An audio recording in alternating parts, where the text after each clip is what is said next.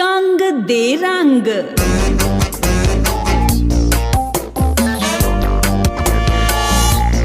देखिए आज़ाद साहब कहते हैं ना, गुरु से बढ़कर इस दुनिया में कोई नहीं है।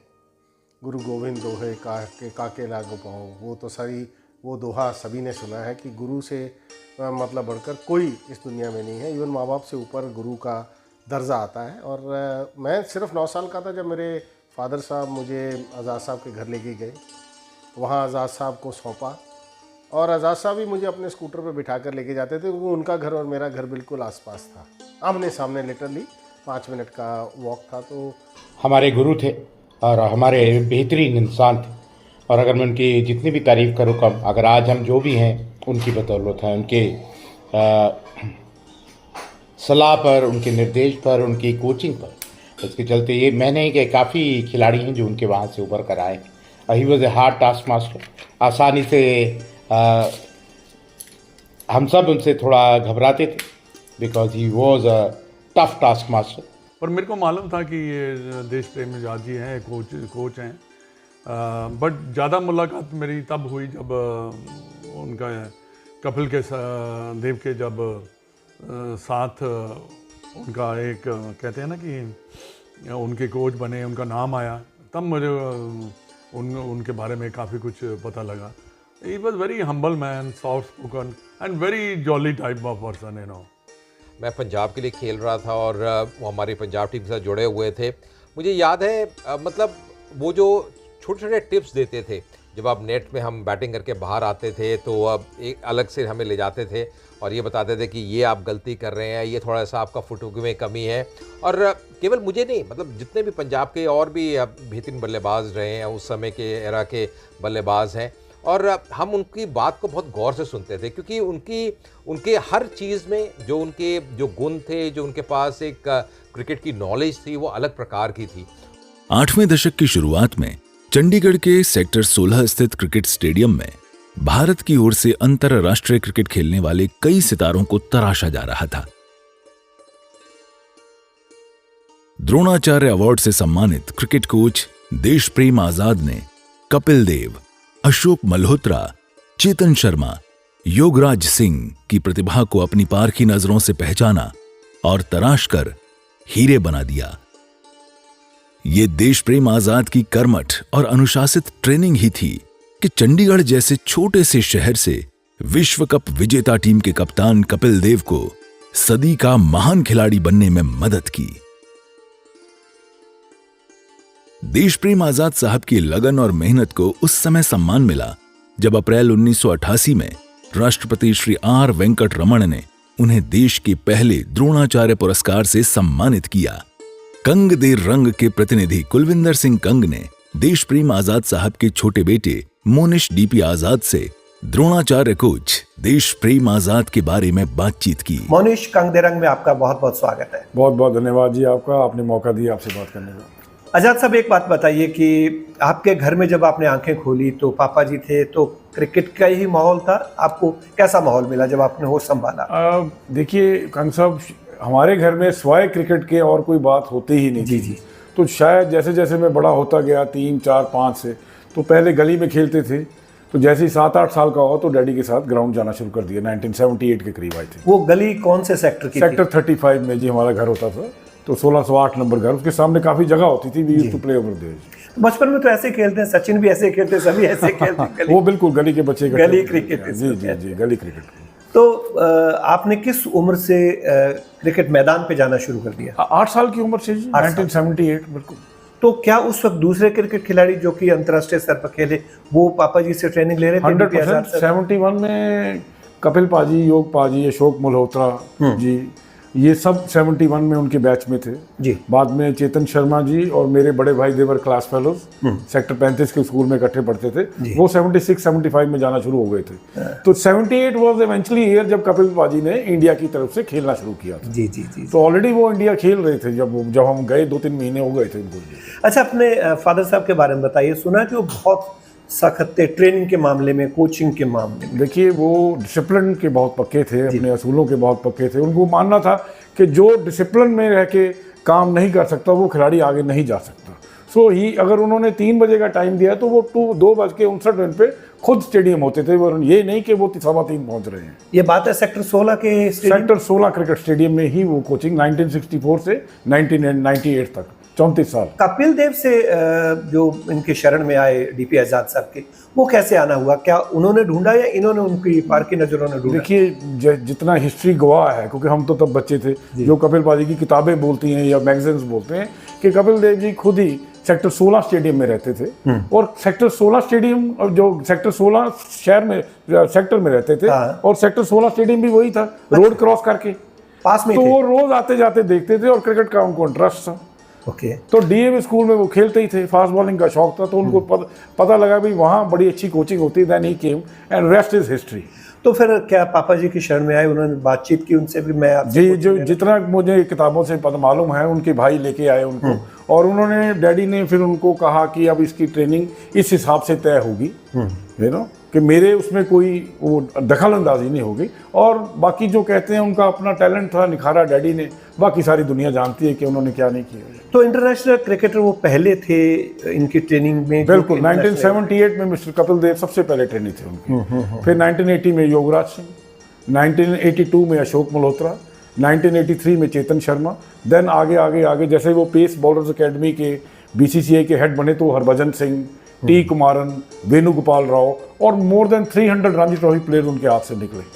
वो इंडिया के पहले द्रोणाचार्य अवार्ड विनर थे। ये बहुत खुशी की बात है आपके परिवार के लिए भी और हम सब के लिए कि उन्होंने ऐसे सितारे हिंदुस्तान को दिए, डीपी आजाद साहब ने। उनका नाम था देश प्रेम आजाद। जी। प्रेम करते थे खिलाड़ियों से? आज़ादी नहीं देते थे? एक्चुअली मेरे दादाजी थे फ्रीडम फाइटर, सरदार रतन सिंह आजाद। अच्छा जी। तो वो उसको फ्रीडम फाइटर होने के कारण उनको ताम्रपत्र अवार्ड ही मिला। उनको अपने देश से बहुत मोहब्बत जी। अदरवाइज हम लोग अग्रवाल थे, तो उन्होंने अपने बच्चों के नाम देश प्रेम आजाद जी और वतन प्रेम आजाद रखे। अच्छा। तो आपने जब खेलना शुरू किया, आप उनके साथ स्टेडियम में चले गए, तो फिर आपका पहली बार कहाँ क्या खेलने का मौका मिला, किसी कंपटीशन? 1982 जनवरी में चंडीगढ़ की तरफ से अंडर 19 खेलने के लिए कर्नल सीके नायडू ट्रॉफी में हम लोग गुवाहाटी गए थे। तो अब मैं उस समय महज 11.5 साल का था। चेतन शर्मा हमारे कैप्टन थे।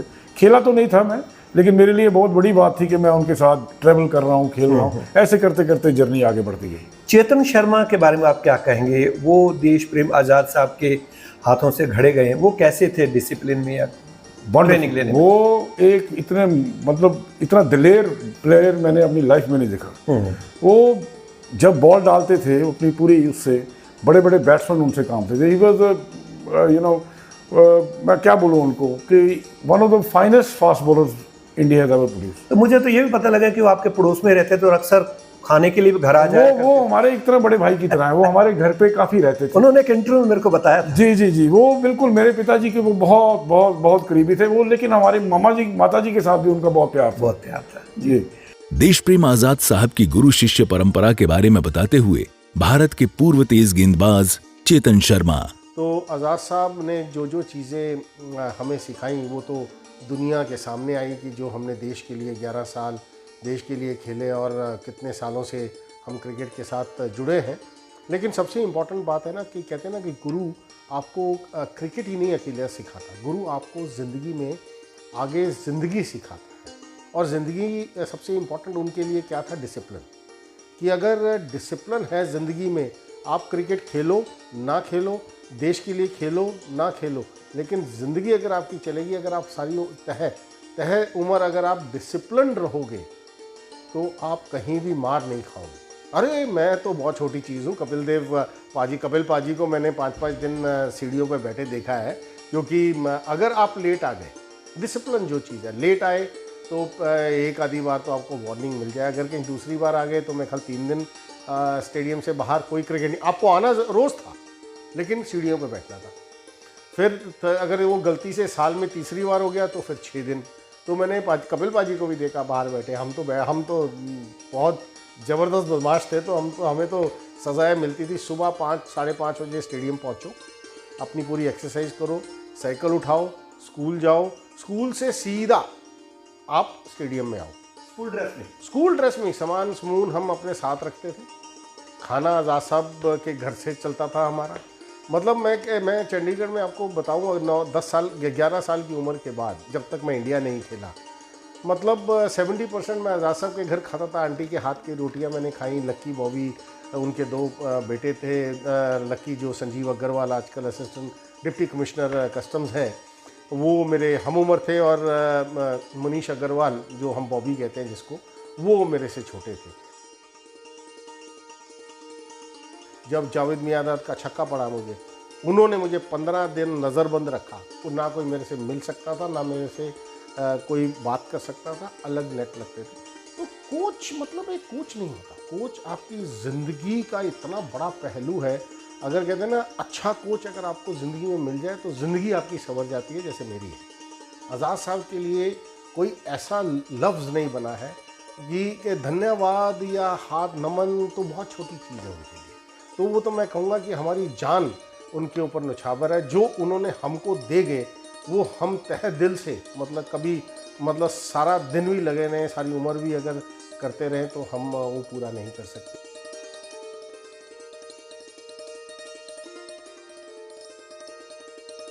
और मुझे लगता है कि उनका जो ट्रेनिंग का इम्पैक्ट रहा कपिल देव साहब के ऊपर, कपिल देव ने अपने पूरे क्रिकेट कैरियर में कोई नो बॉल नहीं फेंकी ना, नो बॉल फेंकी जी, और कभी फिटनेस के कारण टेस्ट मैच भी मिस नहीं किया। मिस नहीं, बिकॉज डैडी उनकी ट्रेनिंग इतनी हार्ड करवाते थे कि वो जो ट्रेनिंग में से निकल गए वो वापस मुड़ के नहीं देखते थे। तो उस वक्त इतना कुछ मानदंड नहीं मिलता था, मानदेय नहीं मिलते थे, कोई इनामात नहीं मिलते थे, एक डेडिकेशन था 100% गुरु और शिष्य 100%। वो गुरु शिष्य का जो डेडिकेशन है आज नहीं मिलेगा आपको। डैडी ने जो कह दिया उन्होंने वो पूरा करना है। मैंने एक इंटरव्यू में ये भी सुना था, अशोक मल्होत्रा ने कहा था कि एक बार आज़ाद साहब ने उनको थप्पड़ भी मार दिया था। और डेफिनेटली उनकी वो टफनेस के चलते मेरे को आज तक भी उनका वो थप्पड़ याद है, जब मेरा ग्रिप ठीक नहीं था और उन्होंने वो ग्रिप ठीक किया, और उसके बाद से वो ग्रिप कभी गड़बड़ नहीं हुआ। तो कहीं ना कहीं उनका अपना तरीका था, अपने तौर तरीके थे, लेकिन बड़े सक्षम तरीके थे, और हम उनकी जितनी भी तारीफ़ करें उतनी कम। और मैंने ही मेरे साथ काफ़ी खिलाड़ी हैं, चाहे कपिल की बात करें, चेतन की बात करें, और भी काफ़ी खिलाड़ी थे जो उनके हमारे साथ खेल रहे थे, उनके कहने पर चल रहे थे और आगे बढ़ रहे थे। और हम सब अगर जहाँ भी हैं, मैं बार बार इस बात की चर्चा कर रहा हूँ, थैंक्स टू सर आज़ाद, और उन्होंने हमको जहाँ पे पहुँचाया है, जिस मुकाम पर पहुँचाया है, सारा श्रेय उन्हीं को चाहता है। और उनके जाने का सबको दुख था, लेकिन ऐसा है कि, और मैं बहुत खुश हूँ कि उनका बेटा उनके नाम पे इतना बड़ा टूर्नामेंट ऑर्गेनाइज कर रहा है, और जो उनके लिए बिल्कुल सही है। वो थप्पड़ बहुत काम आया। देखिए जी, आपको पड़े कभी? बहुत बार जी, वो हमें तो घर में भी पढ़ते थे ना उनके दिमाग में। यानी कि आपके ऊपर डबल मार होती थी? जी, हम तो घर में आके भी उसको सहते थे, लेकिन बाद में आके we became very close friends. He was very good father. नहीं, स्टेडियम में भी कोट खांदे थे, करे आके भी कोट खांदे। देखो साडा डबल हो गया ना जी। अच्छा, आपके जो ब्रदर संजीव, उनके बारे में बताइए। जी, वो रणजी ट्रॉफी खेले हरियाणा से भी, पंजाब से भी, नॉर्थ जोन अंडर 22-19 और इंडिया अंडर 19 की तरफ से वेस्ट इंडीज़ भी गए थे। वो बड़े अच्छे ओपनिंग बैट्समैन थे जी। और बाद में वो सेटल होके अपना डिपार्टमेंट हम दोनों भाइयों ने ज्वाइन किया, कस्टम एंड सेंट्रल एक्साइज। वो मेरे सीनियर हैं। आजकल he is posted in narcotics academy in Chandigarh as an IAS officer. तो दोनों भाई हम खेले क्रिकेट जितनी खेलते। और आपने जो पहला इंटरनेशनल मैच खेला? मैं खेला जी इंडिया अंडर 19 पाकिस्तान के खिलाफ जी 1990 में। तो मेरा और सौरभ गांगुली का test match debut round Kerala में इकट्ठे ही था, 3rd टेस्ट मैच। अच्छी टीम थी हमारी, नील कुंबले, अजय जडेजा। तो जितना भी थोड़ा बहुत खेले जी।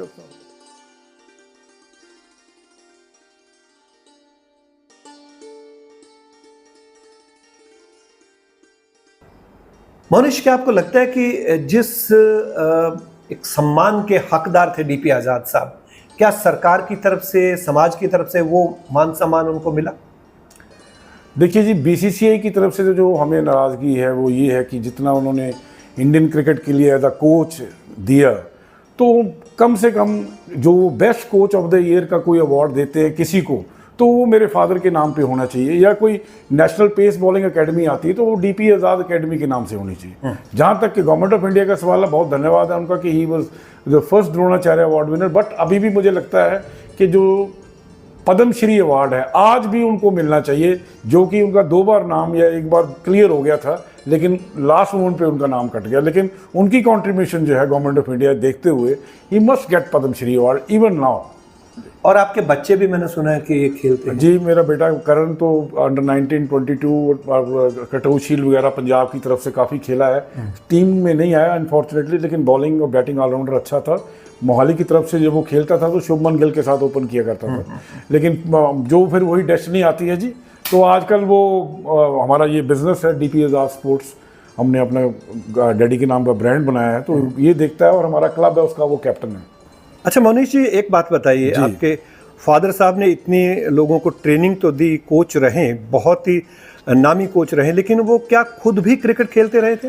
देखिए कंग साहब, वो बड़े अच्छे ऑलराउंडर रहे अपने टाइम के, और वो 16 साल की महज उम्र में उन्होंने रणजी ट्रॉफी में डेब्यू किया। अच्छा। कैप्टन थे उनके महाराजा यादविंदर सिंह जी, और उनके साथ एक बड़ी रोचक बात है कि उनके क्लास फेलो और बचपन के दोस्त द्रोणाचार्य पद्मश्री सरदार गुरचरण सिंह जी ने भी उसी मैच में डेब्यू किया था। वो भी 15-16 साल के ही थे।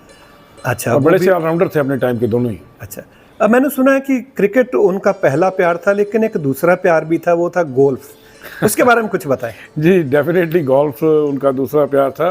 मिड 1980s में आके उन्होंने गोल्फ खेलनी शुरू की, और he ended up being the founder president of the Chandigarh golf association, और बाद में वो इंडियन गोल्फ फेडरेशन के प्रेसिडेंट भी रहे, और गोल्फ बहुत दिल से गोल्फ खेला करते थे, और गोल्फ में भी वो बहुत दिग्गज खिलाड़ी माने जाते थे चंडीगढ़ गोल्फ क्लब में।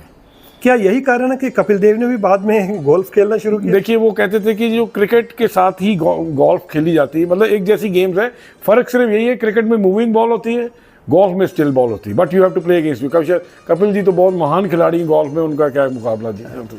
अच्छा, पीसीए में इनका क्या योगदान था मोहाली में, इस स्टेडियम में, या इस एसोसिएशन के साथ कैसा उनका संबंध था? इस सेशन के साथ तो उन्होंने कभी साथ छोड़ा ही नहीं जी। 1985 से लेकर 1990 तक वो पंजाब रणजी ट्रॉफी टीम के कोच रहे।